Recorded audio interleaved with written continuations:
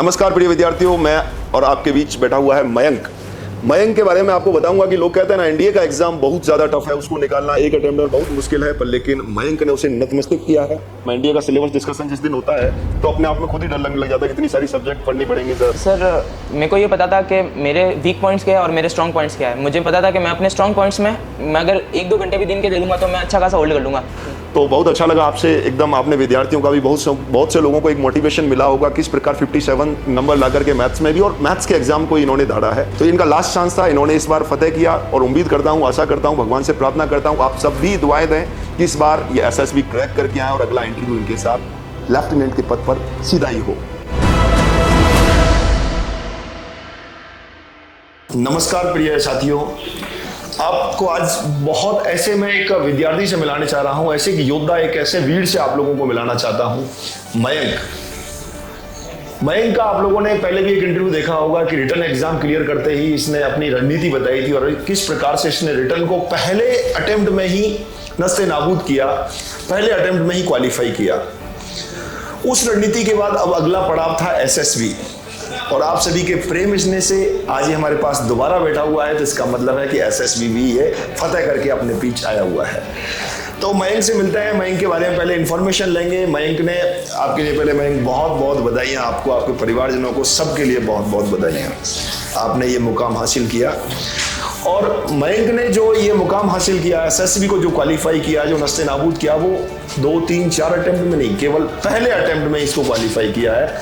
जहाँ लोग कहते हैं ना पहले में सीखते हैं, और इसने पहले में इनसे फतेह करके दिखाया है। तो मयंक जी पहले अपने बारे में इंफॉर्मेशन दें, आप कहाँ से हैं, क्या है, पूरा एक बार डिटेल दे करके फिर अपन बात आगे करते हैं। तो मेरा नाम मयंक चौहान है, मैं जोधपुर से बिलोंग करता हूँ और मैंने अपनी 12th फिजिक्स केमिस्ट्री मैथ से करी है फ्रॉम जवाहर नवोदय विद्यालय। और एनडीए का मेरा ड्रीम था कि मुझे एनडीए ज्वाइन करना है। एनडीए जो वर्ड आपके पास आया सबसे पहले कि मुझे एनडीए ही करना है, तो ये आपने कब से अपना सपना बनाया था और कब से आपने इसकी बैकएंड तैयारी स्टार्ट की थी? सर एनडीए के बारे में मुझे पहले 8th 9th में पता चला था, क्योंकि जैसे मैं हॉस्टल में रहता था तो हमारे यहाँ पर एक सीनियर थे, उनका नाम शायद प्रमोद भैया था। तो वो एनडीए की प्रिपरेशन कर रहे थे, क्योंकि उनके पास एक बुक थी जो मतलब हर एक एनडीए के बच्चे को पता है, पाथ फाइंडर जी। जो एनडीए कर रहा है उसको पाथ फाइंडर का नाम नहीं सुना, ऐसा हो ही नहीं सकता जी। तो वो बुक मैंने देखी थी, वो इतनी मोटी बुक थी। तो जब वो मैंने देखी तो उसके ऊपर लिखा हुआ था एनडीए है, तो मैंने भैया से पूछा भैया क्या होता है, क्या है, क्योंकि हमारे स्कूल का तो नहीं था, ऑब्वियसली एनसीईआरटी नहीं थी। तो उन भैया ने मेरे को बताया कि एनडीए नाम की एक कोई होती है, जैसे आईआईटी जेईई की प्रिपरेशन करते हैं बच्चे, नीट की प्रिपरेशन करते हैं, ताकि एनडीए मतलब आईआईटी मिले उनको, एम्स मिले। तो ये कॉलेज टाइप है, बट ये है कि ये वो मिलिट्री के लिए ट्रेनिंग एकेडमी है। तो फिर मैंने उनसे इंफॉर्मेशन प्राप्त करी कि क्या होता है, कैसे करा जाता है। उन्होंने बताया कि 2 पार्ट में होता है, एक एनडीए का रिटर्न क्लियर कर देंगे उनको बच्चों को, एसएसबी के लिए बुलाया जाता है। एसएसबी 5 दिन का इंटरव्यू जो कि सबसे टफेस्ट इंटरव्यू है 5 दिन का, जो कि यूपीएससी कंडक्ट कराती है। तो उनके बाद में मैंने वो बुक को देखा, बुक को खोला क्या होता है, क्योंकि मैं 9th में था तो मतलब मेरे को मैथ्स वगैरह की इतनी ज़्यादा हाँ क्योंकि ऐसा कोई ज़्यादा नॉलेज नहीं थी, बट मैंने देखा क्या है क्या, तो उतना बड़ा सिलेबस था। तो मैंने सोचा कि नहीं, इसमें अब प्रिपरेशन करनी स्टार्ट करनी पड़ेगी। तो उसके बाद में मेरे दिमाग में एनडीए के बारे में आ गया था। उसके बाद में फिर मैंने थोड़ा को करिकुलर एक्टिविटीज़ में थोड़ा ज़्यादा इंडल्ज हो गया था, musical festivals and sports and all, तो उसके अंदर। तो उसके बाद में थोड़ा एनडीए थोड़ा पीछे छूट गया था। फिर 11th-12th के बाद में जब मैंने छाना कि नहीं अब एनडीए को बस एक बार में करना है, तो एनडीए के बारे में मैंने सब सर्च करा कि क्या प्रिपरेशन है, क्या सिलेबस है, हर चीज़ के बारे में, क्या सब्जेक्ट्स आते हैं, क्या टॉपिक्स आते हैं। क्योंकि मैथमेटिक्स है वो तो 11th-12th की है, वो तो नॉर्मल सी चीज़ है, वो तो सबको पता है, इसलिए मैंने पीसीएम भी लिया, सब्जेक्ट्स ही लिए थे। उसके बाद में फिर मेरे को पता चला कि जोधपुर में ही अपने इतने जस्ट करके जस्ट इतने पास में इतनी अच्छी एकेडमी है उत्कर्ष नाम की, तो उसके अंदर फिर मैंने आया, मैंने एनरोल करा, क्या बात है, क्या सब्जेक्ट्स है। उसके बाद में फिर वो एक ओरिएंटेशन क्लास थी जिसके अंदर सारा बताया जाता है कि सेमिनार, तो उसके अंदर के क्या क्या सिलेबस है। आपको एक बार बीच में रुकूंगा यहाँ से आगे, मैं एक बात सबसे पहले पूछना चाहता हूँ। एक बच्चा जो एनडीए के बारे में सोच रहा है, जिसने अपना ड्रीम बना लिया कि मुझे एनडीए क्रैक करना है, तो उसे सबसे पहले क्या करना चाहिए? डे फर्स्ट उसको किस हिसाब से सिलेबस डिस्कशन करना, देखना चाहिए, क्या करना चाहिए? सबसे पहला पड़ाव क्या होना चाहिए उसका? सर अगर आपको एनडीए करना है, इसका मतलब आपको आर्म फोर्सेस में जाना है, तो सबसे पहला आपका ये है कि आपको क्या सच्ची में आपको एनडीए जाना है। क्योंकि बहुत सारे ऐसे बच्चे होते हैं जो बस एनडीए एक पेपर है, एनडीए के अंदर मैथमेटिक्स आती है, फिजिक्स केमिस्ट्री मैथ्स आती है, तो हम वो दे सकते हैं, बट क्या आप करना चाहते हैं। आपको सबसे पहले वो डिसीजन लेना पड़ेगा, क्योंकि एनडीए की जर्नी बहुत डिफिकल्ट होती है। एनडीए की रिटर्न, एसएसबी, उसके बाद में ये तो कुछ नहीं है। एनडीए जो नेशनल डिफेंस एकेडमी है, उसकी 4 सालों की जर्नी वो है सर असली पिक्चर। क्योंकि उसमें अगर आप नहीं हो पाए तो फिर मतलब नहीं, सारी मेहनत सब कुछ बर्बाद। इससे बढ़िया आप आईआईटी जेईई के लिए प्रिपरेशन करिए, आप कोई दूसरे एग्जाम के लिए कोई प्रिपरेशन किए, या फिर आपको किसी और चीज़ में इंटरेस्ट है आप उसके लिए जज्बा है या नहीं। बिल्कुल सर, अगर आपके अंदर सच्ची में आपको करना है तो आप डे फर्स्ट से बनाइए कि नहीं मुझे बस ये करना है तो करना है। फर्स्ट सेकंड थर्ड अटेम्प्ट कुछ नहीं होता, एक ही मौका है बस मेरे पास, ये या फिर कभी नहीं। उसके बाद में आप अगर आपका इंटरेस्ट है इन सब्जेक्ट्स में, क्योंकि एनडीए के एग्जाम सारे स्ट्रीम वाले बच्चे दे सकते हैं, क्योंकि आर्मी, नेवी और एयरफोर्स तीनों के लिए बच्चे देते हैं 10 सब्जेक्ट का पूरा एग्जाम। बिल्कुल, अगर आपने आर्ट्स ली है, कॉमर्स ली है, बायो ली है, कोई उससे कुछ मैटर नहीं करता। आप अगर पढ़ सकते हैं, अगर आपको लगता है आप में इतनी कैपेबिलिटी, आपको अपने ऊपर इतना सेल्फ कॉन्फिडेंस है कि नहीं मैं कर सकता हूँ या कर सकती हूँ, तो आपको डिसीजन लेना है। पहली बात तो ये। उसके बाद में आप अपना सिलेबस है, क्या सिलेबस है, क्यों आता है, किस वजह के, किस में आप अच्छे हैं और किस में आपको थोड़ी वर्क करने की नीड है, ये आप डे फर्स्ट में आप करिए। आप किसी टीचर से मिलिए, यूट्यूब बहुत अथाह भंडार है इसके ऊपर। आप जितना लेंगे उतना कम है आपके पास, बहुत इन्फॉर्मेशन है, हज़ारों इन्फॉर्मेशन है। आप उसको नोट डाउन करिए कि ये टॉपिक्स आते हैं, ये सब्जेक्ट्स है, इसके ऊपर मेरे को वर्क करने की ज़रूरत है। उसके बाद में आप सिस्टमेटिक प्लान बनाइए। या तो आप अच्छे स्टूडेंट हैं, बहुत अच्छे ओवरऑल, बहुत अच्छे एकेडमिकली बहुत अच्छे हुए होंगे, तो आप घर पर भी बैठ के ऑनलाइन है या सेल्फ स्टडी के तौर पर भी आप कर सकते हैं। नहीं आपको लगता है आपको थोड़ी सी असिस्टेंस की ज़रूरत है कि आपको थोड़ा एक फोकस मिल जाए, आपको एक फोकस स्टडी मिल जाए, ताकि आपके पास शॉर्ट टर्म गोल्स हो कि टेस्ट हो रहे हैं, पीपीटीज हो रही है, छोटे मोटी चीज़ें हो, तो वो उसके लिए आप एक नॉर्मल से कोचिंग ज्वाइन कर सकते हैं, या आपकी जो मर्जी हो। तो जैसे मैंने उत्कर्ष डिफेंस एकेडमी ज्वाइन करी, वैसे ही मेरा ये था कि भाई मेरे को एक ही मौका लेना है, बस सारा अपने एफर्ट्स एक चैनल की तरफ लगा के उसको फतेह करना है, तो वो हो जाए। उसके बाद में आप जो आपके टीचर्स कह रहे हैं, जो आपके मेंटर्स कह रहे हैं, बस आंख बंद करके फॉलो करिए। क्योंकि एक इंसान 100 जनों से सुनता है, 100 जगह भटकता है, क्योंकि हर कोई बंदा अपने हिसाब से, अपने तजुर्बे के हिसाब से बताता है। जैसे आप बहुत मैथ्स में आपसे बढ़िया मेरे को नहीं लगता मैंने आज तक कोई टीचर देखा होगा, तो मुझको ये पता था कि अगर मैथ्स मैंने यहाँ से पढ़ ली तो मेरे को नहीं लगता मेरे को कहीं से भी पढ़ने की ज़रूरत पड़ेगी, और यहाँ से भी मैं नहीं पढ़ पाया तो मैं इस सब्जेक्ट के लिए बना ही नहीं था। क्योंकि अगर मेरा इंटरेस्ट पहले से है इस चीज़ में और मैंने अपनी जैसे आपने बताया वैसे मेहनत कर ली, तो बस मुझे उससे ज़्यादा मेरे को नहीं लगता कुछ करने की ज़रूरत पड़ेगी। बस आप टीचर्स को सुनिए, आप पीपीटी सॉल्व करिए, क्वेश्चंस लगाइए, रिवीजन करिए। सबसे मेन इंपॉर्टेंट है रिवीजन सर। रिवीजन के बिना मुझे नहीं लगता कुछ भी करा जा सकता है। मेन यही चीज़ है कि जो खाया उसको पचाना बहुत जरूरी चीज़ है, अगर उसको पचाया ही नहीं तो कोई मतलब ही नहीं है उस चीज़ की। जितनी बार हो सके उतनी बार रिवीजन करिए। आपको कोर्स कंप्लीट करना सबसे पहले प्रायोरिटी है।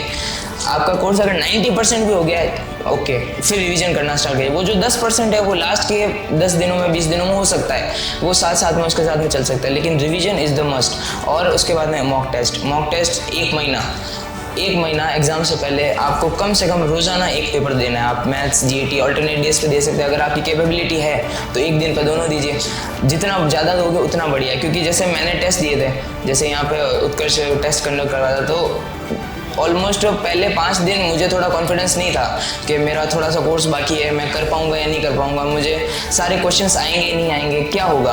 बट फिर जब 4-5 दिन के बाद में जब वो क्वेश्चंस दिमाग में लगने लगे कि अरे एक ये पैटर्न बन रहा है, इस टाइप के क्वेश्चंस आ रहे हैं, इस टाइप के क्वेश्चन, हाँ, इस टॉपिक से यही पैटर्न का क्वेश्चन आ रहा है, तो इस पर अपने काम तो उसी पे फोकस करने की जरूरत है। उसके बाद में जितने भी क्वेश्चन पेपर्स है आप उनका सबका एनालिसिस करिए। एग्जाम से एक हफ्ते या 2 हफ्ते पहले आप रुक जाइए, कुछ मत करिए, सिर्फ एनालिसिस करिए और रिवीजन करिए। क्योंकि उसके अंदर आप अगर कुछ नया पढ़ेंगे कुछ काम का नहीं है, क्योंकि जो पहले पढ़ रखा है आपने, अब आप कुछ नया पढ़ नहीं सकते। क्यों? क्योंकि उसके बाद में थोड़ा माइंड क्लटर हो जाता है कि हम पढ़े, रिवीजन करें, पेपर करें, क्वेश्चंस करें, क्या करें। नहीं, 2 हफ्ते या 1 हफ्ता अगर आप कर सके तो 1 हफ्ता तो मिनिमम है ही है। आप सब छोड़िए, सिर्फ जो आपने मॉक टेस्ट लगाए, आपने जो नोट्स बनाए हैं, आपने जो रिविजन्स करे, उनके नोट्स को एक साथ में रखिए और उन सबको एक तरीके से एनालाइज करिए कि आपने उसमें क्या गलतियां करी है, क्या अच्छा करा है, क्या अच्छा करा उसको साइड में, क्या गलत करा है, किस टॉपिक में। क्योंकि आप इतने सारे पेपर दे चुके हैं तो आपको ये पता चल जाएगा कि मैं इस सब्जेक्ट के, इस टॉपिक के, इसमें दिक्कत आ रही है। उसको आप वापस रिवाइज करिए, उसके क्वेश्चंस वगैरह कुछ करने की जरूरत है। क्यों? क्योंकि आपने क्वेश्चंस इनफ कर लिए है। आप अगर 1 महीने से पेपर देते जा रहे हैं तो मेरे को नहीं लगता उससे ज़्यादा क्वेश्चंस करने की जरूरत है आपको, क्योंकि अगर उसमें भी नहीं हुआ तो फिर मेहनत बेकार है, क्योंकि आपने इतना टाइम अगर अपना सब कुछ छोड़ छाड़ के अपना सिर्फ उस पर लगाया है तो आपको इतनी तो होनी चाहिए कि आपने अच्छी मेहनत करी और आप अपने से इनफ होना, संतुष्ट हो जाए कि बहुत अच्छी बात कही है मयंक ने। ये रिटर्न एग्जाम के लिए बहुत अच्छा ब्रह्मास्त्र है। सबसे पहले अपनी रणनीति तैयार करें और उससे ही पहले खुद से पूछें कि आपको एनडीए में सच में जाना है या नहीं जाना, और जाना है तो फिर एक शानदार सा एक प्लेटफॉर्म आपको देखना है। और मोड स्टडी मोड वो ऑनलाइन भी हो सकता है, ऑफलाइन भी हो सकता है, जो भी एक स्टडी मोड, फिर उसके बाद खुद से वादा करें और जो आपके नोट्स बनाए और जिस मोड को आपने एक बार चूज कर लिया है उस पर पूरा 100% आपको फोकस करना है कि मुझे सफलता यहीं से मिलेगी, तो आपको डेफिनेट सफलता मिलेगी। एग्जाम से पहले आपको मॉक भी लगाने और उसका एनालिसिस करना बहुत जरूरी है। और मयंक के बारे में मैं कहूँगा कि मयंक ने बहुत अच्छी मेहनत की है, तभी जाकर के ये मुकम्मल किया है, इन्होंने हासिल किया है। इन्होंने पिछले इंटरव्यू में भी बताया, मैथ्स में 12th में ऐसा नहीं है कि बहुत ज़्यादा इनके नंबर थे, 57 मार्क्स के बाद एक एग्ज़ाम को पास करना और उसमें भी क्लास में टॉप करना बार बार टेस्ट में, तो ये अपने आप में एक मेहनत को ही दर्शाता है। तो इन्होंने रिटर्न एग्जाम क्लियर किया और उसके बाद अगला पड़ाव जो आता है, जो दुनिया का सबसे टफेस्ट कहते हैं, आधे लोग तो इसलिए फॉर्म भरते ही नहीं है कि भाई एसएसबी है इसमें आगे। उस एसएसबी में भी इनका जो सेंटर आता है एसएसबी के लिए, जो इनका इंटरव्यू आता है वो बेंगलोर में आता है। और बेंगलोर के बारे में ये अभी बता ही रहे थे जस्ट ही कि सर सबसे ज़्यादा टफेस्ट वही है कि लास्ट बार तो 150 में से एक विद्यार्थी ने ही वहाँ से क्वालिफाई किया था। तो आपने जब देखा कि बेंगलोर के बारे में इतनी पहले हिस्ट्री आपने सुनी तो आपको कुछ ऐसी घबराहट हो रही थी कि कुछ? सर एक्चुअली सही बात बताऊं तो मुझे पता भी नहीं था, क्योंकि इतना ज़्यादा मेरा कोई हुआ नहीं, मेरे फ्रेंड्स फैमिली में कोई एनडीए वगैरह के बारे में नहीं पता था। बट जब वहाँ पर गया, दोस्तों से बात करी, अच्छा इतना मतलब टफ होता है यहाँ पर, इतना कम सिलेक्शन रेट है वहाँ का, तो मन में एक डर था कि इतनी मेहनत करी है, इतना सब कुछ सेक्रीफाइस करा है, सब कुछ, कहीं जाना कुछ नहीं, बस एक ही लक्ष्य है कि सिर्फ एनडीए का पेपर। तो थोड़ा सा मायूसी हुई, लेकिन फिर अपने आप को वही याद दिलाया कि आपने मेहनत करी है तो कुछ ना कुछ तो आपने किया होगा, तब आप यहाँ पर है। आप सब बराबर है, लेकिन कुछ अपने आप को, आपके ऊपर सेल्फ रिस्पेक्ट है और सेल्फ डाउट नहीं होना चाहिए आपको अपने ऊपर कि मैंने इतनी मेहनत करी है तो ये मेरा बेस्ट है, ये मेरा बेस्ट है और मेरे से ज़्यादा, मैं इससे ज़्यादा कुछ नहीं कर सकता था। और अगर ये लोग मुझे सेलेक्ट नहीं करते तो ये इनकी गलती होगी कि इन्होंने मुझे सेलेक्ट नहीं करा, ये मेरा कुछ नहीं है, मैंने अपना 100% दिया जितना मैं दे सकता था। अगर आप इतना सेल्फ कॉन्फिडेंट है तो उसके आगे कुछ नहीं है, कोई इंटरव्यू नहीं है, 5 दिन 10 दिन 1000 दिन कुछ नहीं।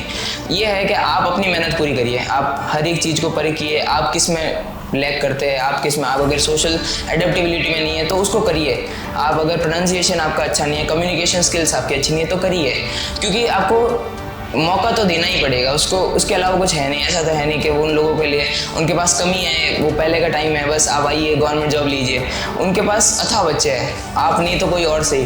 तो ये है कि आप बेस्ट होने चाहिए अपने आप का। बिल्कुल। तो डे फर्स्ट से लेकर के डे फर्स्ट के बारे में, हालांकि 5 दिन को और अपन 2 से 3 मिनट में बताना बहुत मुश्किल बात है। मैं ओवरव्यू बच्चों के हिसाब से कुछ क्वेश्चन आपसे पूछूंगा और उनका आप मुझे जवाब देंगे कि चलो ठीक है, आपका बहुत अच्छा कॉन्फिडेंस था कि आपने कहा कि बस मुझे तो लेना ही होगा, अगर उन्होंने फेल किया तो मेरे में कमी नहीं है, आप अपना 100% देंगे, जो भी होगा वो देखा जाएगा, एक रास्ता ये था। तो सबसे पहले बच्चे के पास एक ऐसा कॉन्फिडेंस होना चाहिए कि मैं रिटर्न एग्जाम क्लियर करने के बाद भी एसएसबी क्वालिफाई करूंगा। जब फर्स्ट अटेम्प्ट में मयंक करके आया तो आप क्यों नहीं कर सकते, ऐसा एक आपके पास कॉन्फिडेंस होना चाहिए। और जीती जागती मिसाल आपके सामने खड़ी हुई है।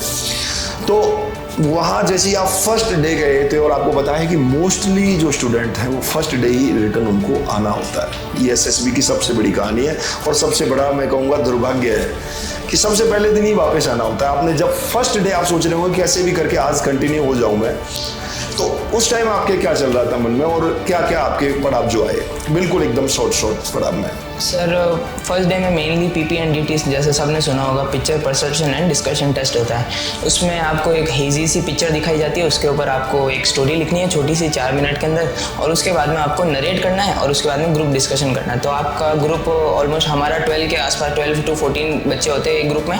वो उसकी टेंडेंसी के ऊपर डिपेंड करता है कि वहाँ पर कितने बच्चों ने रिपोर्ट करा। जैसे 50 बच्चे रिपोर्ट करें तो कम का ग्रुप बनेगा, अगर 200 बच्चे रिपोर्ट करें तो बहुत ज़्यादा बड़े ग्रुप बनते हैं, तो उसमें आपको एक्सपोजर थोड़ा कम मिलता है। लेकिन पीपी एंड डीटी का सबसे बड़ी चीज़ है उसका डिस्कशन, उससे पहले उसका नरेशन अगर आपने अच्छा दे दिया और डिस्कशन में आप एवरेज भी रहे तो आप है इन, आप स्क्रीन इन है।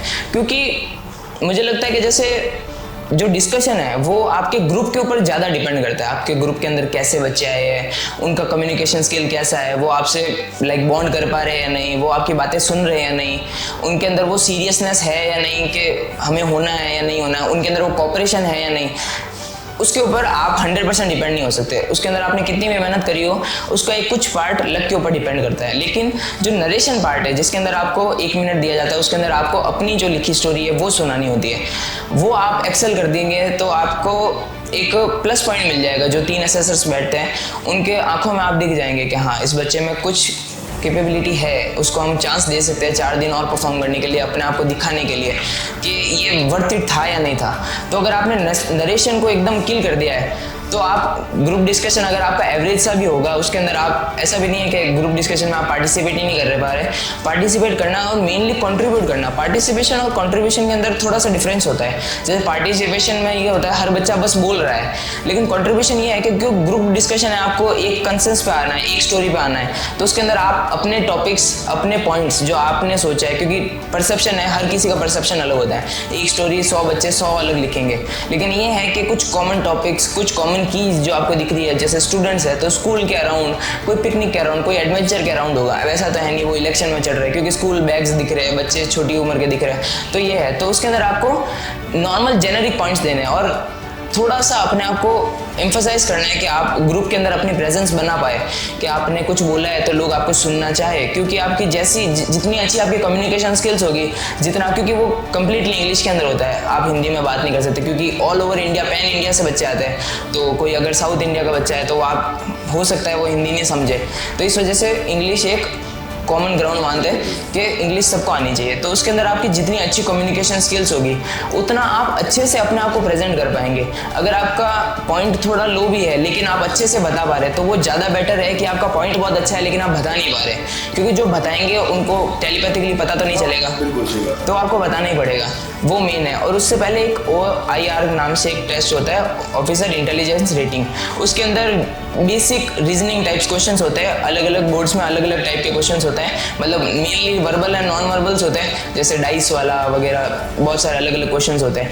उसके अंदर आपको अलग अलग क्वेश्चन, अलग अलग जगह पर अलग अलग क्वेश्चंस और अलग अलग टाइमिंग्स मिलते हैं। हमको 40 क्वेश्चन के 2 सेट मिले थे और पर सेट में 17 मिनट्स ईच मिले थे, तो वो अच्छे नॉर्मल क्वेश्चंस होते हैं। अगर आपने बेसिक रीजनिंग अगर बचपन में करी होगी कभी, तो वो पता चल जाती है, क्योंकि हमारे जैसे नवोदय का टेस्ट होता था तो उसके अंदर रीजनिंग आते थे, तो वो बस वो एग्जैक्टली सेम रीजनिंग थी, तो मुझे मतलब वो पीस ऑफ केक ही लगा था, बस हो गया वो 15-20 मिनट में ऑलमोस्ट दोनों हो जाते, वो चीज़ हो जाता है। तो वो OIR में आपको रेटिंग मिलती है 1 2 3 4 5, तो उसके अंदर आप जितनी अच्छी रेटिंग लेके आते हो, मतलब 1 is the best and 5 is the worst, तो 1 2 और 3 अच्छी मानी जाती है, 4 और 5 को ज़्यादा अच्छा नहीं, क्योंकि वो बिलो एवरेज और उसको कंसिडर भी नहीं किया जाता है।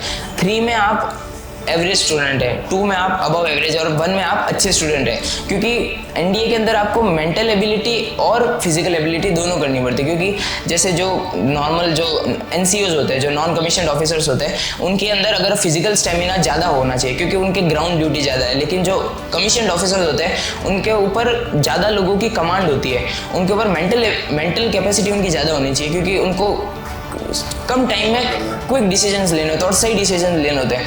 वो चीज़ आपको OIR बताती है, क्योंकि OIR के अंदर आपके पास टाइम कम है और क्वेश्चंस बहुत ज़्यादा है।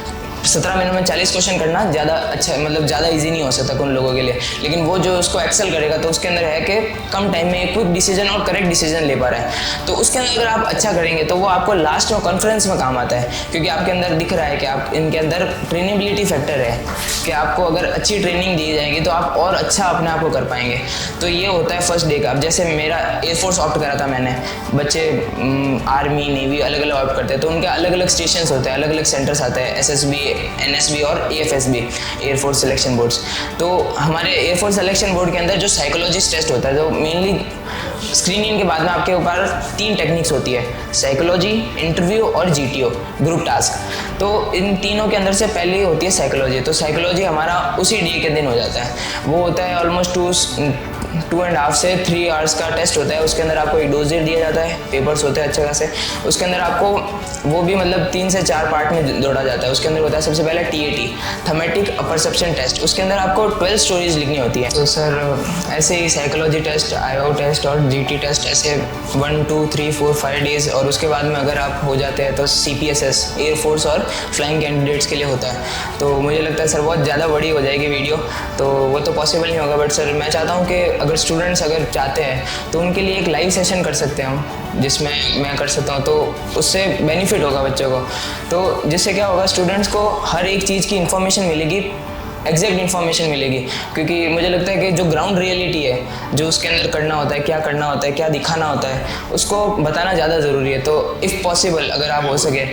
नहीं, बहुत अच्छी बात कही है मयंक ने कि ये पूरा YouTube पर ऐसा कंटेंट नहीं है कि जहाँ डे 1 से लेकर के डे 5 तक SSB में एक बच्चे को क्या क्या फील करना पड़ता है और क्या उसे तैयारी करनी चाहिए और उसके लिए क्या रेस्पॉन्स ऐसा होना चाहिए।